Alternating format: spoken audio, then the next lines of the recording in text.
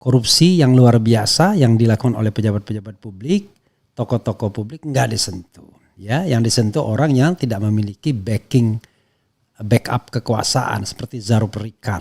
Itu pun ada isu ya yang dilaporkan itu lebih sedikit dibandingkan yang didapat. Konon begitu kata Maki ya, masyarakat anti korupsi Indonesia, yang dalam acara di iNews mengatakan itu uangnya 1,6 triliun bukan 1 triliun. Wallahu a'lam ya. Bahkan teman saya, salah seorang aktivis partai politik meyakinkan saya 2 triliun bang, bukan 1 triliun. I don't know exactly. Tetapi hal seperti ini kan harus di clearance ya. Apa yang sesungguhnya terjadi kan begitu. Begitu sobat era sekalian ya, sekali lagi Faisal Assegaf muncul dengan kritik tajamnya dan kita lihat ya bagaimana kritik Faisal selanjutnya. Jadi kalau kita lihat apa yang dikatakan Faisal, ya kata kuncinya adalah tidak ada sejarahnya pemimpin yang jujur, tegas dan berani lahir dari alur kongsi licik, kolusi dan korupsi. Itu masalahnya ya.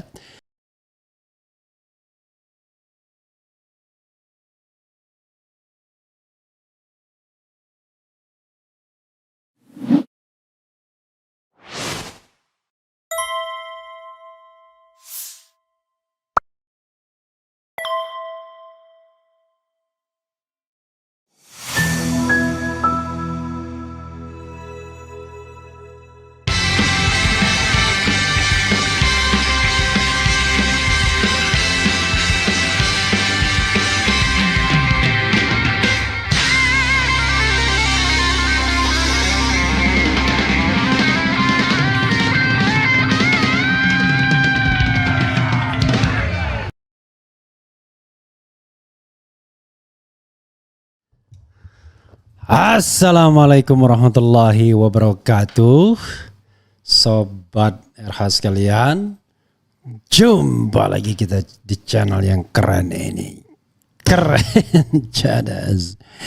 Ya sobat RH sekalian, coba kita ambil satu video ya. Jarang saya udah ambil video sekarang. Bukan karena malas, tapi belum ada motivasi yang lebih ya.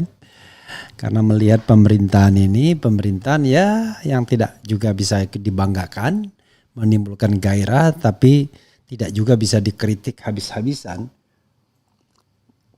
Karena baru 3 bulan, jadi lebih pada wait and see-nya ya.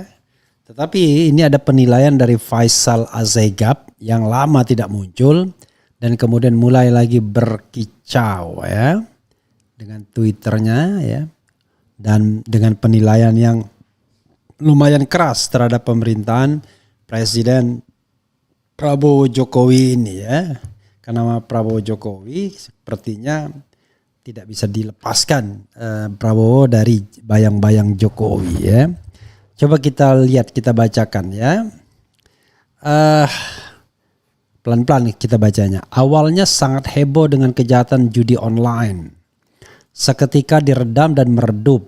Kini drama perang soal pagar laut muncul. Segala retorika dan spekulasi mengusik nurani rakyat. Ujungnya bakal serupa dengan lenyapnya skandal kasus 300T, pemilu curang dan lain-lain. Luar biasa ya. Sangat apa istilahnya? Pesimistis Faisal Assegaf ini ya. Oke, kita lanjutkan. Kongsi Prabowo dan Jokowi dalam 100 hari kerja kabinet sangat akur dan kompromistis. Jika ihwal itu terus berlanjut, peluang Gibran menuju 2029 semakin mulus. Artinya Jokowi berhasil memasung Prabowo. Kemudian kalaupun ada pertentangan kebijakan, hanya soal sinetron dan lawakan saja. Asbab itu berpotensi dipertahankan. Semakin memberi ruang bagi Jokowi melenggang bebas di area kekuasaan yang sok galak, tapi faktanya omon-omon saja. Mesti disadari situasi tidak berubah, hanya akrobat tukar guling antar dinasti politik. Persenyawaan haram dan halal sulit dibedakan. Bagi-bagi kue kekuasaan demi kerakusan semata. Rakyat hanya kebagian tulang diperas, dimiskinkan, dan terus dibodohi. Pentingnya ikhtiar dan waspada atas perilaku hipokrit dan kebohongan yang menjadi misi berkelanjutan. Tidak ada sejarahnya pemimpin yang jujur, tegas, dan berani lahir dari alur kongsi licik, kolusi, dan korupsi. Untung ya Faisal menyadari ini ya. Karena di awal-awal sepertinya masih berharap ya. Jadi kalau muaranya kotor, ya pasti hilirnya juga kotor. Ya. Kalau hulunya kotor, ya hilirnya juga kotor. Jadi itu yang menjadi persoalan. Dan kita selalu diyakinkan bahwa Prabowo is such different person, ya. Tapi makin kesini ya makin tidak ada bedanya, ya. Jadi popularitas yang bisa digarap Prabowo adalah popularitas bansos, ya, makan gratis dan lain sebagainya, yang kemudian membuat namanya naik. Padahal yang kita butuhkan bukan hanya naik di mata rakyat yang tidak paham apa-apa, tapi naik di mata orang yang memang tekun meneliti kemajuan-kemajuan yang dicapai oleh pemerintah. Jadi tidak ada langkah-langkah radikal yang dilakukan oleh Prabowo Subianto kecuali business as usual. Ya adalah 1-2 ya, menghapuskan utang, UMKM dan lain sebagainya, which is good ya. Tetapi yang harus kita pahami adalah fundamental ekonomi Indonesia bukan di penghapusan hutang. Atau misalnya fundamental ekonomi Indonesia bukan di penundaan 12% PPN. Tapi bagaimana kemudian merombak struktur ekonomi yang lebih berkeadilan. Jadi yang disentuh para konglomeratnya. Nah ini kelihatannya belum berani menyentuh para konglomeratnya. Hanya memberikan semacam hiburan-hiburan kecil bagi UMKM misalnya. Sementara yang fundamentalnya adalah penguasaan lahan, penguasaan tambang ya oleh para konglomerat dan para pejabat, itu nggak disentuh. Termasuk juga dominasi RRC di dalam area-area industri strategis Indonesia termasuk pertambangan juga tidak disentuh. Kemudian juga korupsi yang luar biasa yang dilakukan oleh pejabat-pejabat publik, tokoh-tokoh publik nggak disentuh. Ya, yang disentuh orang yang tidak memiliki backup kekuasaan seperti Zarub Rikar. Itu pun ada isu ya yang dilaporkan itu lebih sedikit dibandingkan yang didapat. Konon begitu kata Maki ya, masyarakat anti korupsi Indonesia yang dalam acara di iNews mengatakan itu uangnya 1,6 triliun bukan 1 triliun. Wallahu a'lam ya. Bahkan teman saya, salah seorang aktivis partai politik meyakinkan saya 2 triliun bang, bukan 1 triliun. I don't know exactly. Tetapi hal seperti ini kan harus di clearance ya. Apa yang sesungguhnya terjadi kan begitu. Begitu Sobat Era sekalian ya. Sekali lagi Faisal Assegaf muncul dengan kritik tajamnya. Dan kita lihat ya bagaimana kritik Faisal selanjutnya. Jadi kalau kita lihat apa yang dikatakan Faisal, ya kata kuncinya adalah tidak ada sejarahnya pemimpin yang jujur, tegas dan berani lahir dari alur kongsi licik, kolusi dan korupsi. Itu masalahnya ya. Makanya saya katakan kalau yang muncul adalah gerombolan pencoleng dalam pemilu, ya nggak ada sejarahnya kemudian muncul pemimpin-pemimpin yang jempolan, yang punya niat baik untuk merombak negeri ini. Ya ada niat baik. Tapi 40%, 60%-nya adalah personal interest atau group interest atau kelompok tertentu ya. Kepentingan kelompok-kelompok tertentu. Begitu Sobat RH sekalian ya. Coba kita lihat dan kita bacakan komentar Sobat RH terkait dengan hal ini ya. Oke.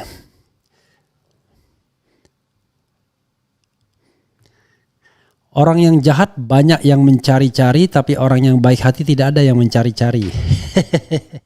Karena orang yang baik hati tidak mau cari jabatan, itu masalahnya. Ya. Assalamualaikum, hadir Bung RH. Waalaikumsalam warahmatullahi wabarakatuh. Assalamualaikum, ikut nyimak Bang Refli. Waalaikumsalam warahmatullahi wabarakatuh. Jadi sobat RH sekalian,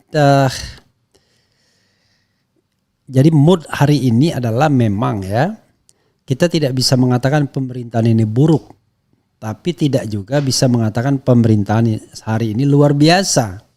Jadi tidak ada gebrakan yang kemudian kita membuat merasa tercengang. Faktor wow. Jadi faktor wow-nya itu juga bingung gitu ya. Coba kita lihat ya. Nih, ini bagaimana ekstradisi Paulus Thanos yang sudah ditangkap tapi nggak bisa kesinikan ya.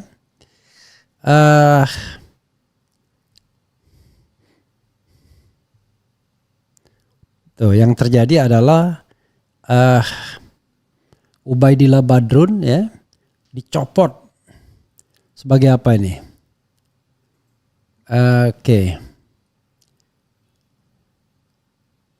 Di depan Jenderal TNI Polri Prabowo, rakyat yang menggaji saudara. Ya dia cuma ngancam-ngancamin aja, tidak ada gerakan yang sistematis ya. Kalau cuma ancam-ancam doang kan mestinya ada kebijakan yang jelas gitu loh ya. Nusron Wahid, Menteri ATR BPN copot kepada 6 pegawai terlibat pagar laut Tangerang dan sanksi berat kepada 2 pegawai. Luar biasa. Biasanya kerucu-kerucunya aja ya. Kemudian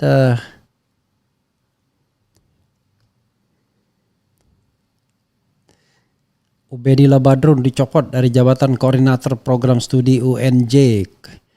Kritisi otoritas rektor setelah status PTNBH ya. Tidak itu saja tapi juga aktivitas di luarnya ya.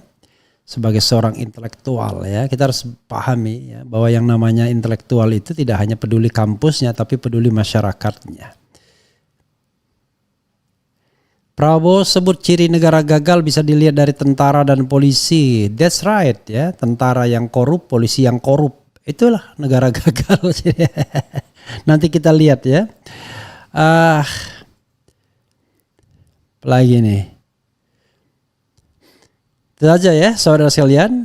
Banyak hal yang harus kita pahami ya. Ada yang telepon tapi kita nggak tahu siapa. Oke. Kita akan lihat. Ya itu saja saudara sekalian.